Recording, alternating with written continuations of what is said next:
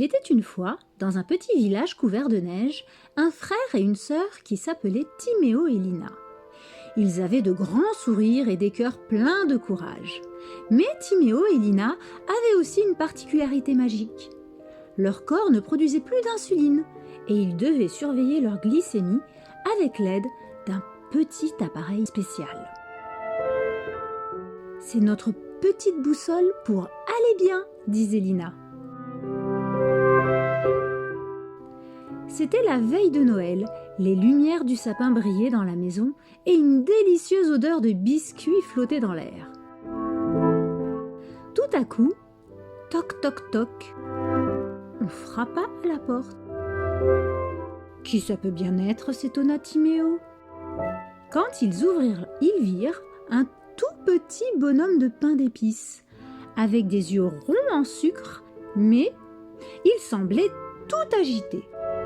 « Au secours! Au secours !» cria-t-il. « Qu'est-ce qui t'arrive ?» demanda Lina en se penchant vers lui. « Quelqu'un a enfermé la magie de Noël dans une boîte magique, et sans elle, le traîneau du Père Noël ne peut plus voler !» Les deux enfants se regardèrent sans hésiter. Lina déclara « On va t'aider !» Le bonhomme de pain d'épices les guida dehors. Il faisait froid, mais la neige brillait comme un tapis de diamants. Sur le chemin, Lina sentit quelque chose d'étrange. Elle s'arrêta et regarda son appareil magique. « Timéo, attends, je crois que je suis en hypoglycémie. » Timéo s'arrêta tout de suite. « Pas de problème, Lina. Tiens, prends ton jus de fruits magique. » Lina but quelques gorgées et elle retrouva aussitôt son sourire. « Ça y est, je suis prête.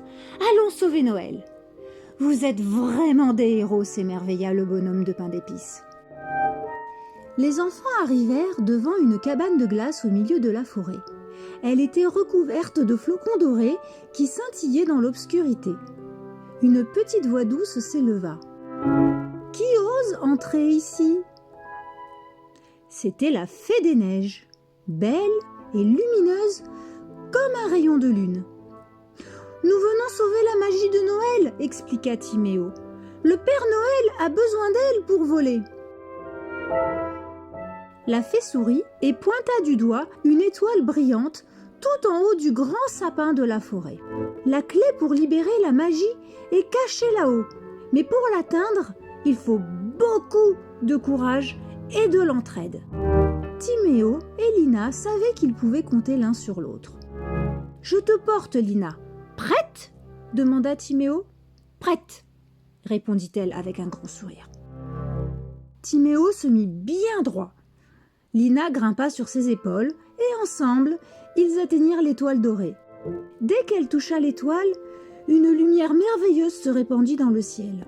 Soudain, le traîneau du Père Noël apparut au-dessus de la forêt, tiré par des rennes qui volaient à toute vitesse. « Oh, oh, oh !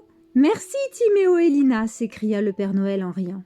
« Grâce à vous, la magie de Noël est sauvée. » Le petit bonhomme de pain d'épices fit une pirouette de joie.